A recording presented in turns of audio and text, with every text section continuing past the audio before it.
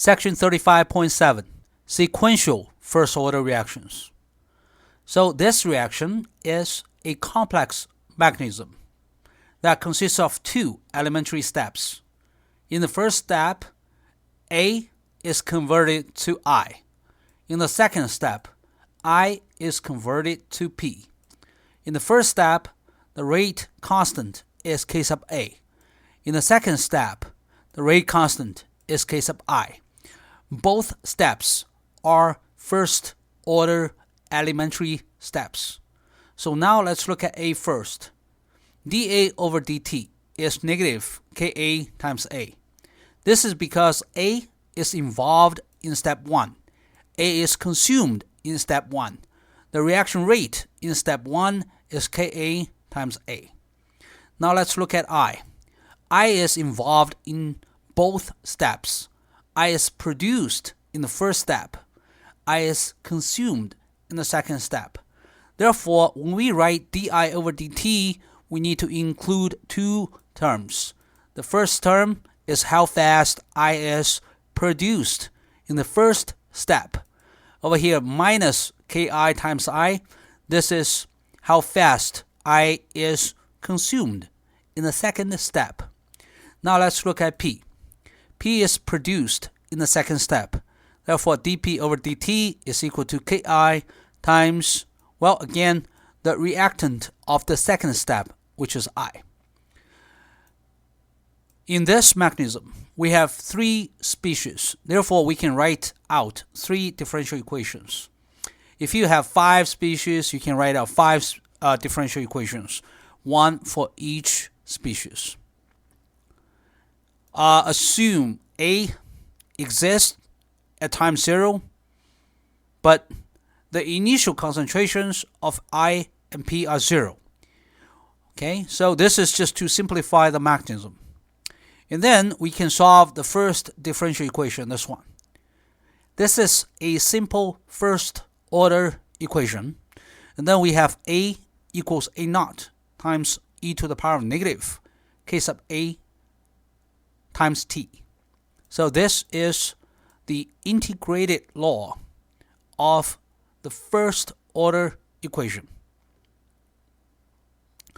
What about I? di over dt is equal to K times A. This is how fast I is produced in the first step. Negative Ki times I is how fast I is consumed in the second step. So we need to have both terms included here. But now the problem is this. We have 3 variables: time, I, and A. We cannot solve this directly. We have to reduce the number of variables. So we plug in the expression of A. It's A naught times e to the power of negative kt. So it's right here. All right. Now we have only 2 variables, I and time. Solving this differential equation, di over dt is equal to this exponential function minus ki. We have the expression of I. How do we solve this? Well, it's a little trickier than simple first-order equation. What you need to do is you need to look at this differential equation and realize this I might be a linear combination of e to the power of negative kat and e to the power of negative kit. And then you make an initial guess, again, as a combination, a linear combination of these 2 exponential functions, and then try to solve for the coefficients. So the final result is this. This I, the concentration of the intermediate, is fairly complex over here. We can verify this. When t is 0, this exponential is 1. This exponential function is also 1. I is 0. That makes sense. At time 0, there's no I in the reaction system. And also we can plug in t equals infinity. Over here you get 0, and over here you get also 0. And I again is 0. That also makes sense. When t approaches infinity, all I is converted to P. Therefore, the concentration of I should be 0 when time approaches infinity. So again, we just use these two conditions, when time is 0, when time is infinity, to verify this expression, at least for these two different times, we verified this expression is correct. And again, the sum of the concentrations of A and I and P is a constant. It's A naught. And then we have simply P equals A naught minus A minus I. So we plug in the expression of A. It's right here. This is the expression of A. We plug in the expression of I. This is the expression of I.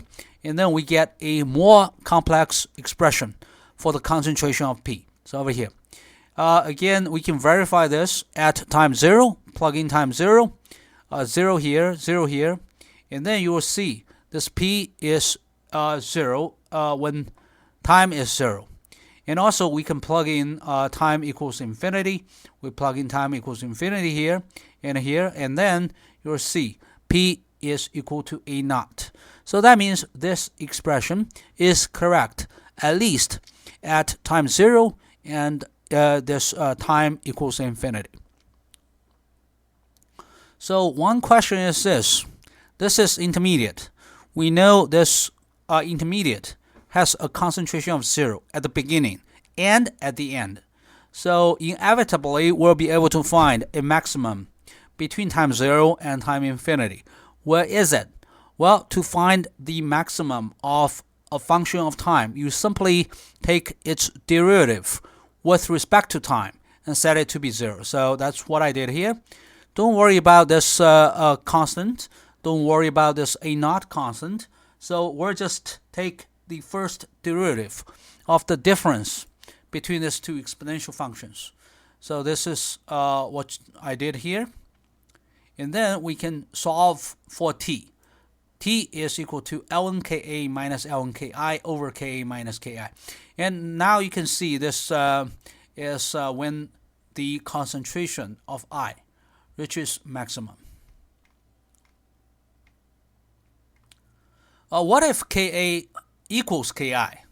Well, in this case, Ka equals Ki, you have a 0 on the bottom. On top, you have a 0. Is this T undefined? Well, not really. If Ka equals Ki, well, you'll have to get back to the original equation over here. It's right here. When Ka equals Ki, we solve this differential equation slightly differently. And you have this I as just a polynomial function of time multiplied by the exponential function of time. All right, so this is the expression of I if K sub A is equal to K sub I. And this function, if you take its first derivative, when Kt is 1, this function reaches the maximum. Now let's look at the rate determining steps. We have learned this in general chemistry.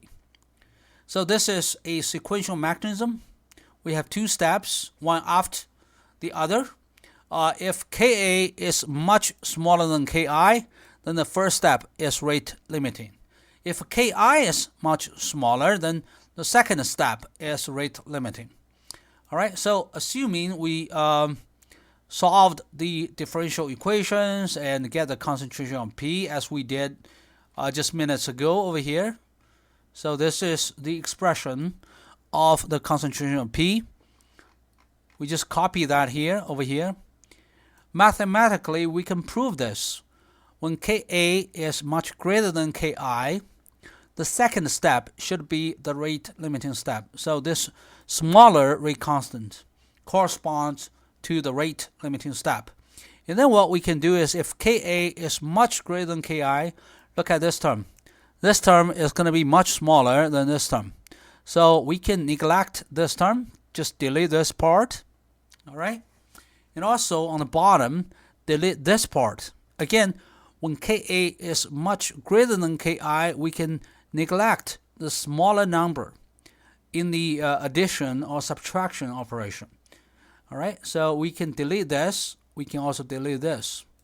And then Ka and Ka cancel, right? Ka and Ka cancel, right? And then the final result is this. If you look at this, it's the expression for the concentration of the product in a simple one-step first-order reaction with a rate constant K sub I. So basically, we are just assuming this I is the reactant. This I is the reactant. This P is the product. The initial concentration of I is A naught. Why is that? Again, Ka is much greater than Ki, so we assume when the reaction starts, all A molecules are converted to I immediately. So you are looking at just I to P, the second step. So that's why. And now, if we look at the other situation, when Ki is much greater than Ka, so this Ka is smaller, this is the rate limiting step. So it takes a long time to convert A to I, but once I is produced, it's converted to P immediately. And mathematically, we can again look at the expression of P. This is the exact expression of P. If Ki is much greater than Ka, this exponential function is negligible. And down there, this Ka is negligible. So in this case, we can also simplify the expression of P to this final expression, assuming Ki is much greater than Ka.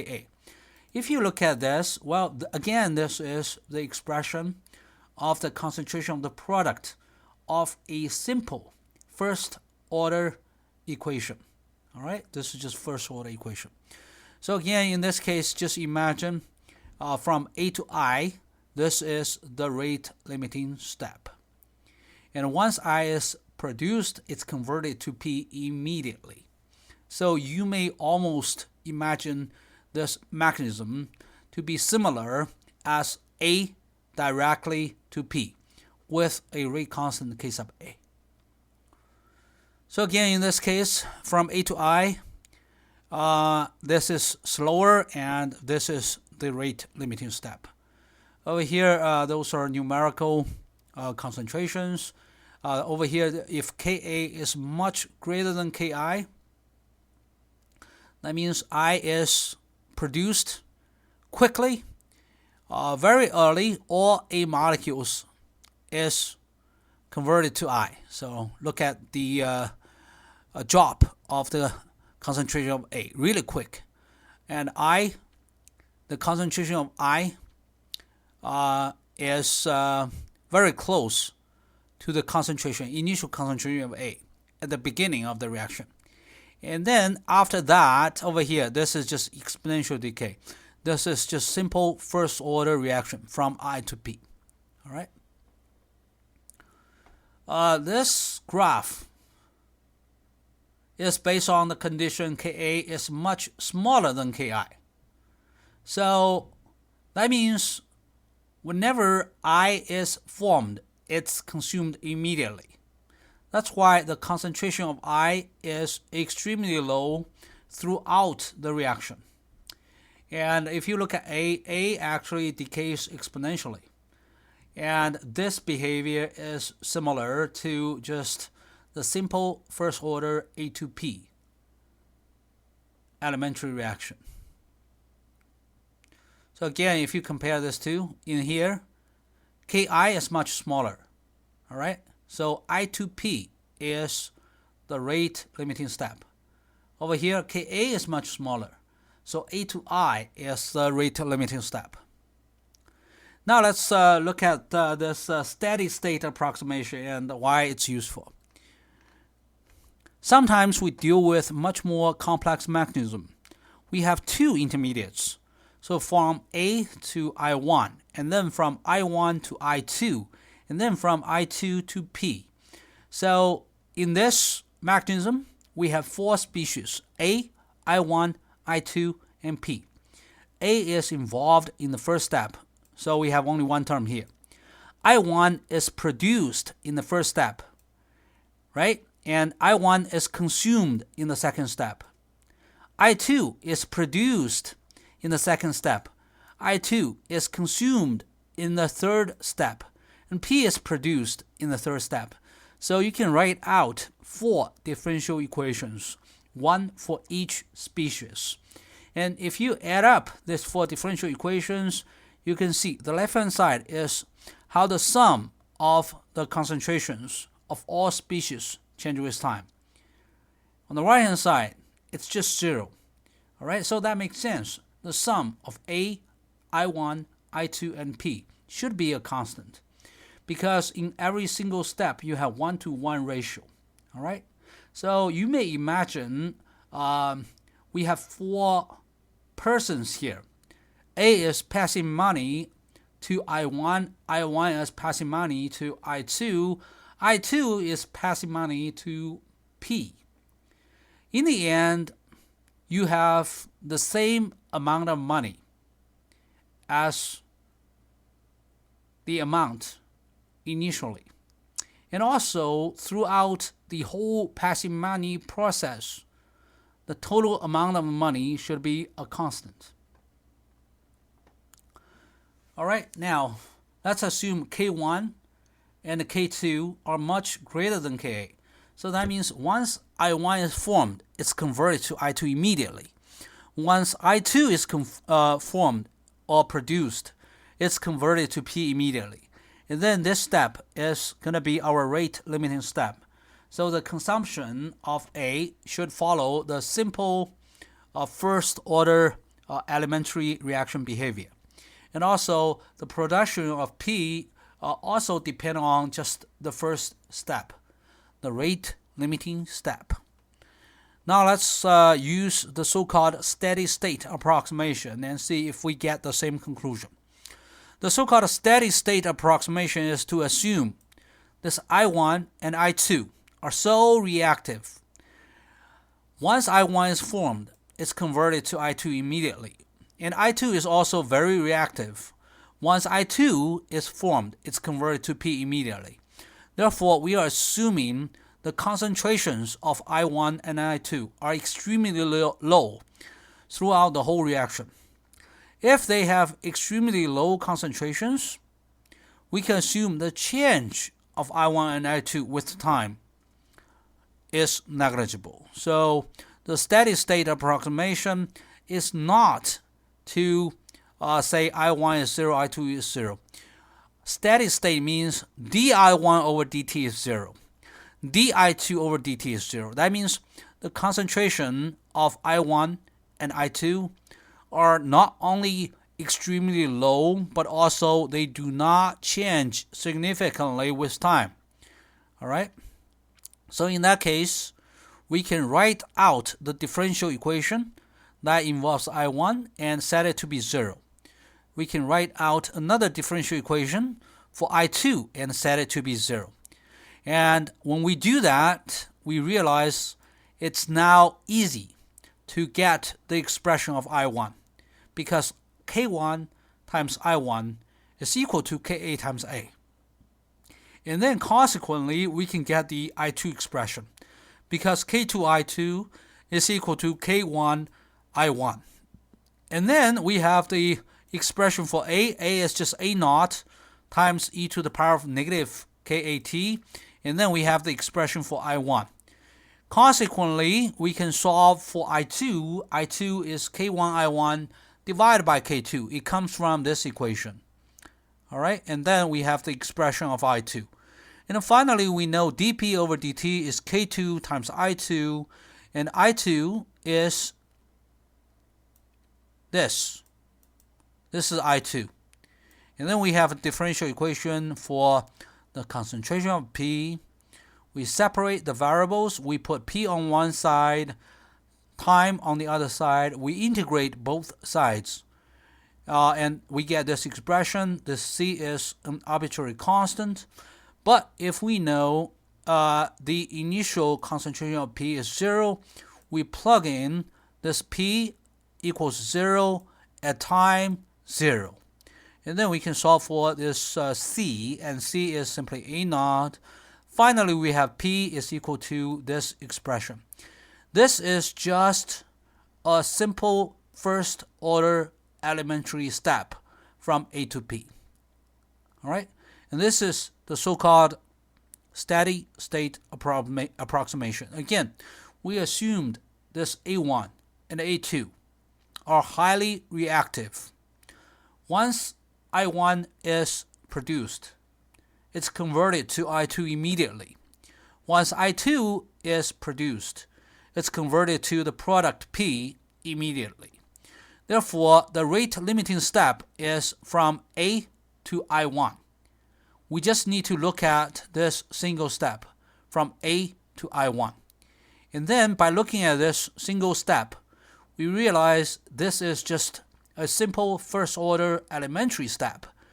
And A is equal to, the concentration of A is just A naught times e to the power of negative KAT.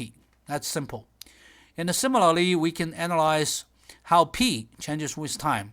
Again, it's just a simple first order reaction now, assuming I1 and I2 are highly reactive, and we have just this final expression for P.